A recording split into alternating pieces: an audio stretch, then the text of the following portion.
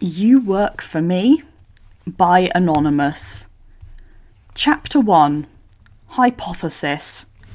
The first time Spider-Man met Iron Man was forever stuck in Peter's brain like a core memory.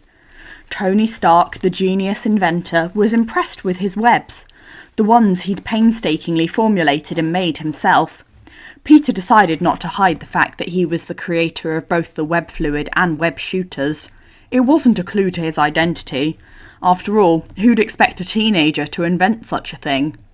And that meant they had common interests they could bond over, other than saving the world, of course. It thrilled Peter to know that he could keep up with the man in a discussion. It was after one of those discussions, relaxing in the tower after a successful mission, that Tony threw in a casual remark. "I know you got a secret identity and all, but let me know if you ever need a job." Peter couldn't help but snort. If only the man knew he was already working for him. "I'll let you know." There must have been something off about his tone, because Tony narrowed his eyes at him and just stared for a few seconds. Peter tilted his head innocently. "No way you already work for me." Uh-oh. "Why would I work for you?" Peter asked, putting a hint of genuine confusion in his voice. "Why would you not work for me? Stark Industries are the top company in the world." Peter shrugged. "Debatable. And just because I'm good at it doesn't mean I have to work in science." "Debatable?" Tony sounded so offended that a few of the closest Avengers turned their heads in their direction, but then decided they weren't interested and returned to whatever they were doing. Peter was grateful. "Who's better then, huh?" Peter knew just the answer to make Tony mad. "I don't know. Oscorp?" Tony glared at him. "You don't believe that. I don't believe that you believe that." "Oh? And how well do you know me?" Peter teased against his better judgment. Now that Tony was so close to the truth, Peter had to just exude confidence. Don't show weakness. Don't let him know he's onto something. Easier said than done. "What good has Oscorp ever done?" Peter paused for a few seconds, mind returning to that one specific field trip 4 years ago. Oscorp didn't mean to give him superpowers. He knew that. But that was what happened, so was it a good thing? Probably not. He could have died. But the benefits remained. "I have a great answer, but first of all, I'm not sure if it even counts, and second of all, it would get totally misunderstood, just like me by the Daily Bugle." That newspaper was so obsessed with calling him a menace that Peter almost felt impressed, in the weirdest and the most roundabout way. "Try me." "Sorry, no can do." Peter's lips formed a tight smile under the mask, but he kept his voice light. "It's a friendship level 8 conversation." Tony narrowed his eyes. "Wait, have you worked for Oscorp?" Thankfully, Natasha chose this moment to interrupt their conversation, just coming back from the kitchen area with a steaming cup of coffee. She leaned silently against the nearest wall, observing them with one eyebrow raised. "What are we talking about?" Tony let the interrogation go, addressing Black Widow instead. "I think Spider-Man here might be working for me, but I can't prove it." "Oh." Natasha measured him with a look that made him feel seen. A part of him wanted to touch his mask just to make sure it was still on his head, or cover himself with one of the multiple empty pizza boxes littering the room. "I mean, if that's what you want to believe, then go right ahead." Peter kept his body and voice relaxed, and prayed one of the best spies in the world wasn't onto him. Even if Tony were to check every employee personally, what were the chances of finding Spider-Man among them? How would he prove it if he couldn't do it so far? "It might be fun for me to watch you losing your mind, honestly." Maybe he was taking it too far. "What do you think, Natasha?" Her face stayed unreadable. "Wouldn't hurt to check." Peter nodded enthusiastically. Hard agree. He had no choice. He couldn't show any weakness now. Is there a point in trying to find Spider-Man's identity now, or is it just for your own satisfaction, Tony? Steve asked from a nearby armchair, and Peter suddenly realised they've garnered more attention since Natasha joined the conversation. What do you mean? Tony gestured towards himself. My satisfaction is the point. Now, Friday, show me the profiles of our brightest employees. Focus on biochemistry and robotics. Age 20 to 40. Male. Employed currently or in the last 5 years. Perfect. Oh, you think I could be an ex-employee? Peter put a hand on his chin in thought and nodded. That's smart, but really, 40. You think I'm 40 years old? Tony turned to look straight into the mask's white eyes and said, Scratch that, Friday. Age 20 to 50. Hey! On the outside, he was theatrically outraged. On the inside, he was sighing in relief. Tony clearly didn't know his exact age, but he had to suspect that Peter was either in his 20s or 30s, because nothing else made sense, which excluded him from the suspect list from the very start. Friday started generating the results, and now everyone watched with mild interest. Peter really could do without the additional audience. That's a lot, Bruce commented. Stark Industries hires only bright people, was Friday's answer. This is not working out, Tony complained, seeing how long the list was. Friday, narrow down the search to people on my level. The results disappeared, and after a few seconds, one profile showed up on the screen. Tony Stark's profile. Peter gasped. Iron Man is actually Spider-Man? Tony ignored his dramatics. Not that much, Friday. Do you think I'm Spider-Man? In Friday we trust. Peter put his hand on his chest solemnly. If she says it can only be you, it can only be you. No more pulling wool over our eyes, Tony Stark, if that's even your real name. Clink cackled, leaning over a table to get a better view. Yeah, Tony, explain that. This is the only result of your search criteria, boss. Peter loved Friday so much. Too bad she was currently trying to find him in the employee database. Everyone settle down. All right, Friday, narrow the search down to everyone on Spider-Man's level. Peter wasn't sure how well Friday could judge his level of intelligence, but he didn't mind giving it a try since there was no way Friday would actually find him. The screen cleared and a couple of seconds later, a singular profile appeared before them. Again. Oh, Friday, Peter cheered in his mind. That's so sweet. Outwardly, he just nodded, like he fully expected that result. The truth prevails. You caught me. It is I, Tony Stark. Tony scowled at the sight of his own photo. So we're going to have to do it the hard way.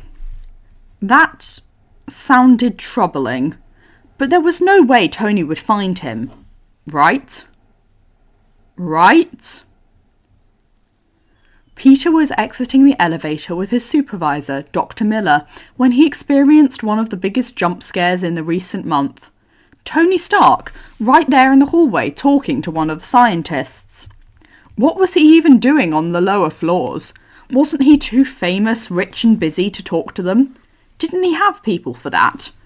No offence, but Peter knew him well enough by this point. The man liked doing his own thing. This couldn't be fun or interesting for him. Mr. Stark! Peter's supervisor exclaimed, eyes wide. We weren't expecting you here, sir. When Tony turned to look at them, Peter instinctively made himself look smaller. Not that he was that imposing to begin with. Not when he was Peter Parker. Oh, I know. Thought I'd drop in, check in on everything. Need to know my own company, right? Tony's smile was carefree, but there was something about him that suggested that his visit wasn't random. Don't tell me he's here because of me, Peter thought, horror beginning to gather in his chest. He can't be serious. Was that little meaningless conversation really that important that Tony would try to look for him personally? But Peter told him that he didn't work for Stark Industries. Was he so distrustful and curious about Spider-Man's identity that he'd investigate anyway? What a stupid question. Of course he would.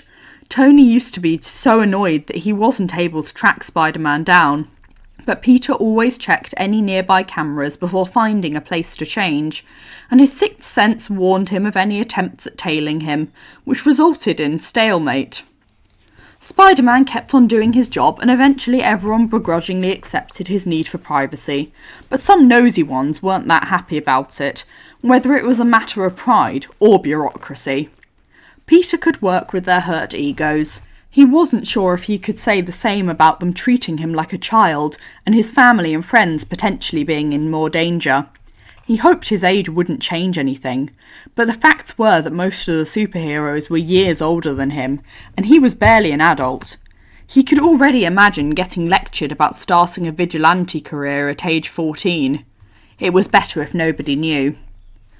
Of course, Dr. Miller nodded, buying the obvious lie without a second thought. If there's anything you need, just say the word.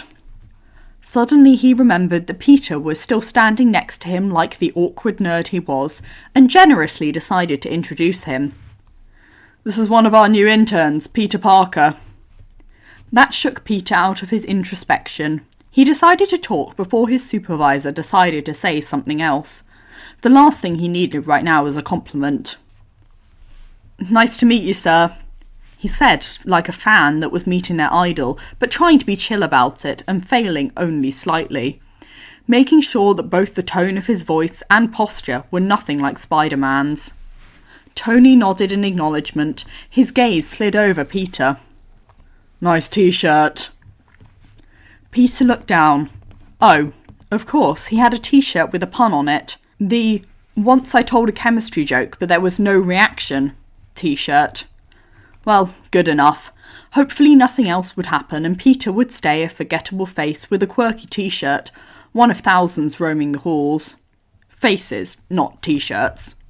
He didn't want to endlessly worry whether he was saying too much or not enough or the wrong thing. Then again, Parker luck was still a thing. If I need anything, I'll ask you, Tony addressed Dr. Miller, as casual as they were. Feel free to go back to your work now.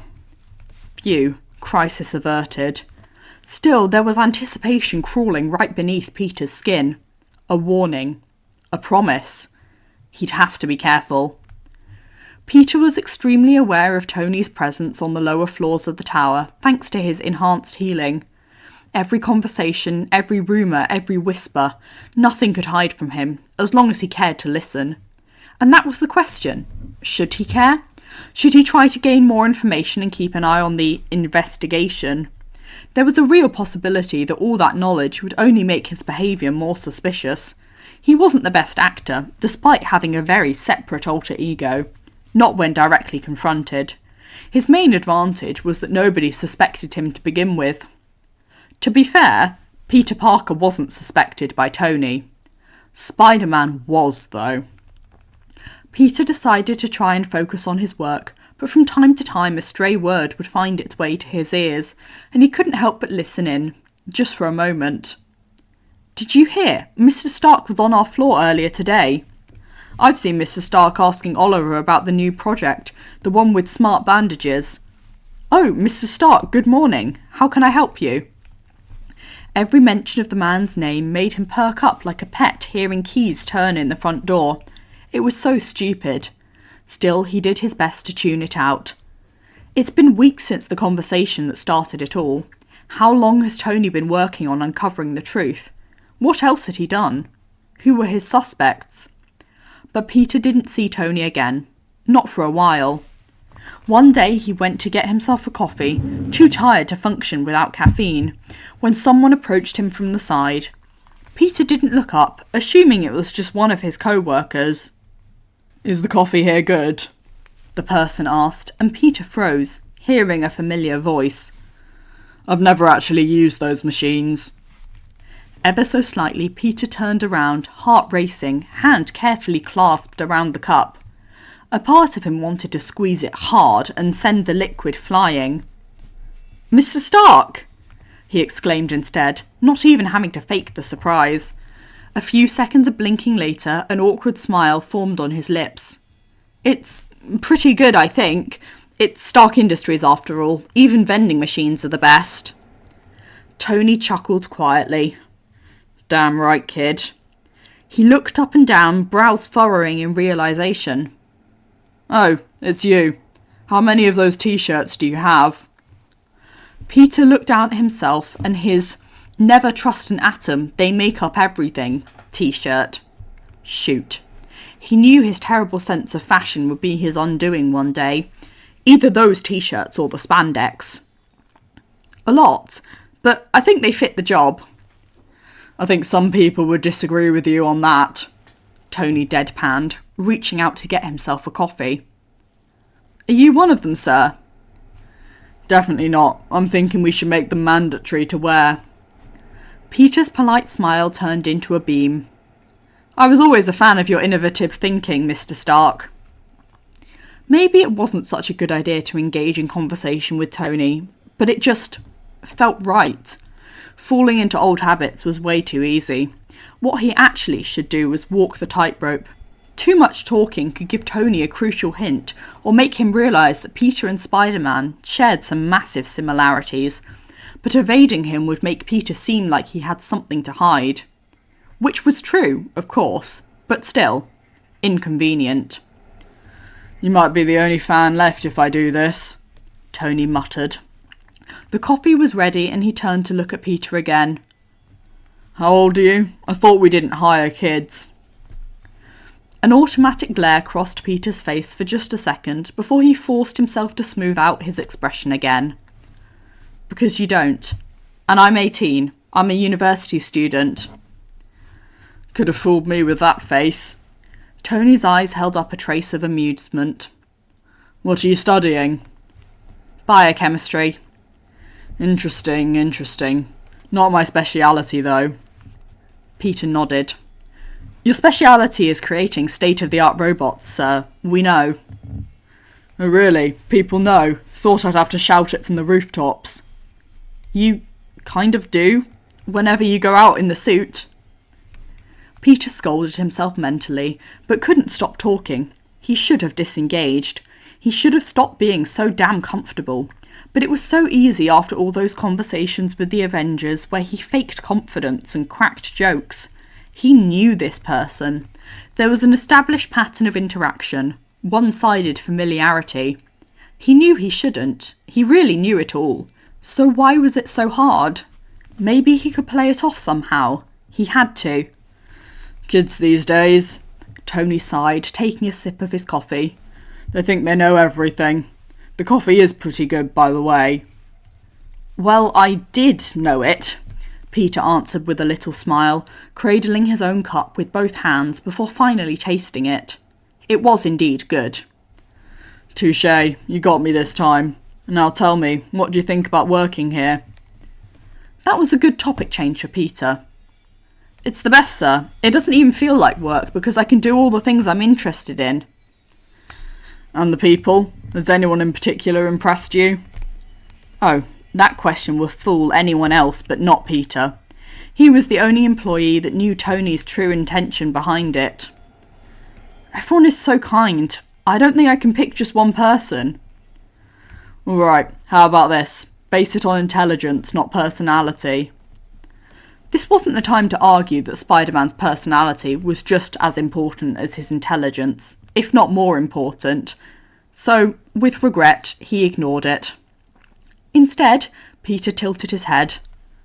Why are you asking, Mr. Stark? Do you want to promote someone? Is this what this is about? Then he gasped. Are you looking for someone to take your place? Hold your horses, kid. I'm still young and spry. I don't need an heir. Tony scoffed.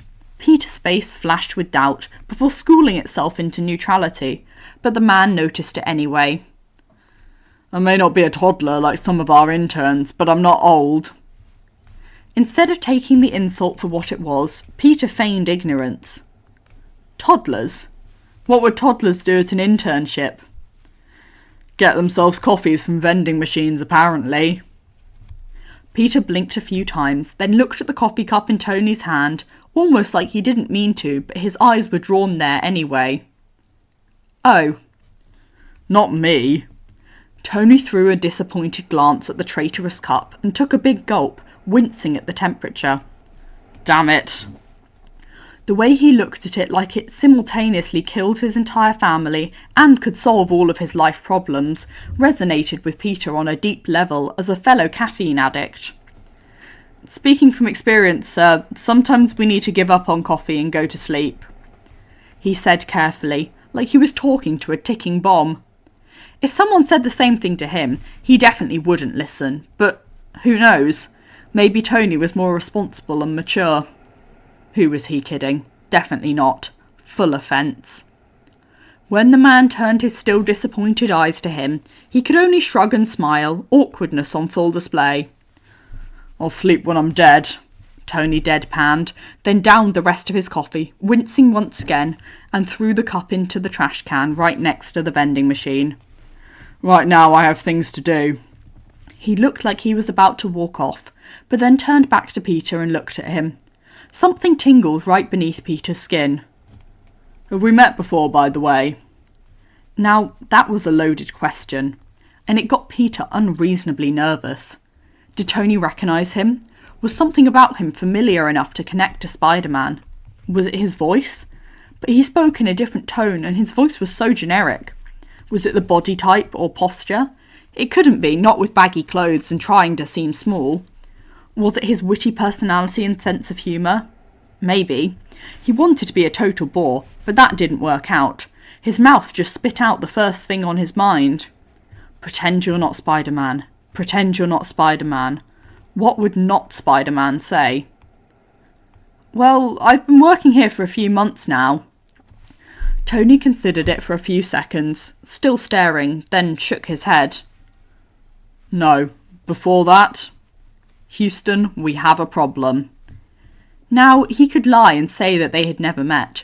This option had very dangerous consequences if Tony didn't believe him. Or he could tell the truth and become a bit more recognisable in Tony's memory. Not just weird t-shirts, but also weird lore. Peter had it all. Tony would probably get distracted enough not to follow the hunch.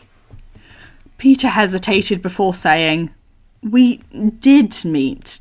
Kind of. But it was long ago. I doubt you even remember this, sir." "Try me." After the recent events, Peter didn't like this particular line. "Oh, okay, it was the Stark Expo, the one in 2010. Tony's face twisted into a grimace. "You were there? Sorry about that. We didn't get the best reviews that year." "You have nothing to apologise for, Mr. Stark," Peter immediately protested. "You didn't do this, and sure, the day was technically ruined, but it was a cool story. I was at that famous expo, right?" He intentionally didn't mention getting saved. "Right, so when did we meet? You must have been a child back then." "I was getting attacked by a drone and you came by, saved my life and flew off again," Peter explained as casually as possible. Tony's eyes widened in disbelief. "This is a cool story to you. You almost died." "I mean, yeah. My aunt and uncle were freaking out, but I was amazed. That was the coolest thing that's ever happened to me. When I told my friend, he agreed. You even said, 'Good work' to me."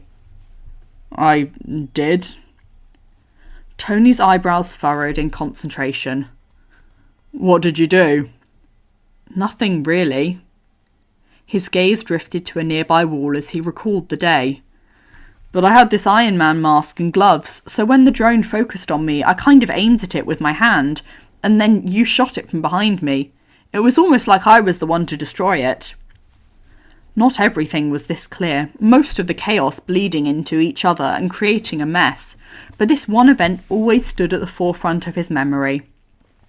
When Peter looked back at Tony to check his reaction, all traces of confusion were gone from the man's face.